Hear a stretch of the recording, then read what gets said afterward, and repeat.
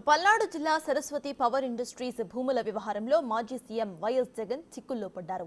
గురుజాల నియోజకవర్గం మాచవరం మండలంలోని చెన్నాయపాలెం వేమవరం గ్రామంలో సరస్వతి భూముల్లో అసైన్డ్ భూమి ఉన్నట్టుగా అధికారులు గుర్తించారు. 20 ఎకరాల అసైన్డ్ భూములను రైతుల నుంచి సరస్వతి సంస్థ కొనుగోలు చేసినట్లు తేలింది.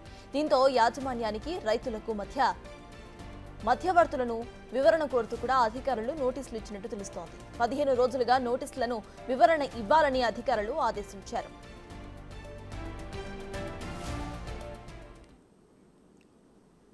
ఇదే అంశంపై పూర్తి డీటెయిల్స్ మా ప్రతినిధి సాయి అందిస్తారు. సాయి, చెప్పండి, అక్కడ అప్డేట్స్ ఏంటి? సత్తాజ్, దాచేపల్లిలో ఉన్నటువంటి సరస్వతి పవర్ ప్లాంట్కి సంబంధించినటువంటి భూముల వ్యవహారంలో ప్రస్తుతం మాజీ సీఎం జగన్మోహన్ రెడ్డికి చిక్కులు మొదలయ్యాయనే విధంగా చెప్పొచ్చు. ఎందుకంటే అక్కడ ఉన్నటువంటి భూములకు సంబంధించినటువంటి అంశంలో అసైన్డ్ భూములు ఉన్నట్లు కూడా రెవెన్యూ శాఖ గుర్తించడం జరిగింది. 20 ఎకరాలకు సంబంధించినటువంటి భూములు, అసైన్డ్ భూముల్ని సరస్వతి పవర్ ప్లాంట్ కంపెనీ ఆక్రమించిందనే విధంగా గుర్తించినటువంటి నేపథ్యంలో అసలు ఆ అసైన్డ్ భూములు ఎవరికి అసైన్ చేయడం జరిగింది, వాళ్ళు సరస్వతి కంపెనీకి ఏ విధంగా ఇచ్చారనే దానికి సంబంధించి రైతులకు, ఆ భూములకు సంబంధించినటువంటి యజమానులు ఎవరైతే ఉన్నారో వారికి, అదేవిధంగా ఈ పవర్ ప్లాంట్కి రైతులకు మధ్యవర్తిత్వం ఎవరైతే వహించారో వారికి ప్రస్తుతం అయితే రెవెన్యూ శాఖ అధికారులు నోటీసులు ఇస్తున్నారు. ఇప్పటికే అనేక మందికి ఇవ్వడం జరిగింది.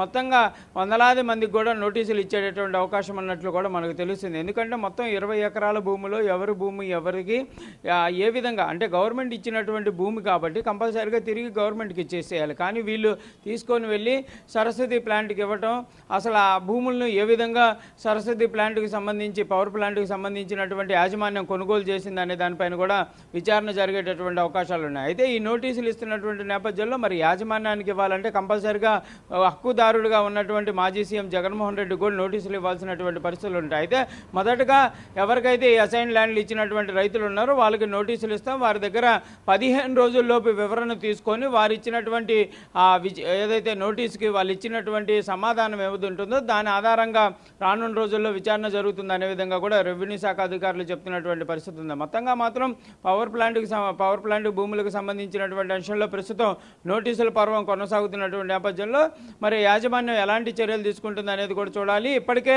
జగన్మోహన్ రెడ్డి అయితే మొన్న మాట్లాడుతూ కూడా ఈ భూములకు సంబంధించి ఎక్కడా కూడా 1 ఎకరం భూమి కూడా అన్యక్రాంతం కాలేదు, ప్రభుత్వ భూమిని తీసుకోలేదు అనే విధంగా కూడా క్లారిటీ ఇచ్చారు. కానీ ప్రస్తుతం మరి రెవెన్యూ శాఖ చేపట్టినటువంటి సర్వేలు అయితే క్లియర్గా 20 ఎకరాల భూమి అయితే మాత్రం ప్రభుత్వానికి సంబంధించినటువంటి భూమిని ఆక్యుపై చేసినట్టు తెలుస్తుంది. నోటీసులు అయితే ఇస్తున్నారు కాబట్టి కంపల్సరీగా మరి రైతులు ఎలాంటి ఆన్సర్ ఇస్తారో చూడాల్సినటువంటి పరిస్థితి ఉంది. సత్తాజ్. Right, thank you Sai.